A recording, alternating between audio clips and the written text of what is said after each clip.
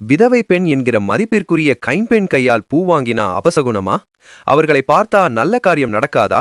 இது சாஸ்திரமா இல்ல மனிதர்கள் உருவாக்கிய கொடுமையா?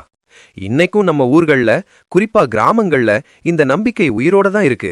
விதவை பெண்ணிடமிருந்து பூ வாங்கக்கூடாது, அவர்கள் கையால் மங்கல பொருள் வாங்கினா வாழ்க்கை கெடும், காலை நேரத்தில் எதிர்ல வந்தா வீட்டுக்குள்ள போயிரணும், இப்படி எத்தனை விஷயங்களை நாம கண்கூட பார்த்து வர்றோம். ஆனா ஒரு விஷயம் நாம எல்லாரும் நேர்மையா யோசிக்கணும். அவர்கள் கணவனை மட்டும்தான் இழந்தாங்க. ஆனா சமூகம் என்ன பண்றது? அவர்களின் வாழ்க்கையே முழுக்க பறிக்கிற மாதிரி நடக்குது. பூ, பொட்டு, மஞ்சள் இவையெல்லாம் பெண்களுக்கு கடவுள் கொடுத்த பிறப்புரிமை. கணவன் இறந்ததாலேயே ஒரு பெண் அவசகுணமா மாறிடுவாளா? அப்படி இருந்தா இதே நிலை ஒரு மனைவியோட கணவன் இறந்தா அந்த ஆணை இந்த சமூகம் இப்படி நடத்துமா? எந்த ஒரு சாஸ்திரத்திலும் இல்லை, எந்த ஒரு வேதத்திலும் இல்லை கைம்பெண் கையால் பூ வாங்கினா நல்லது நடக்காதுன்னு.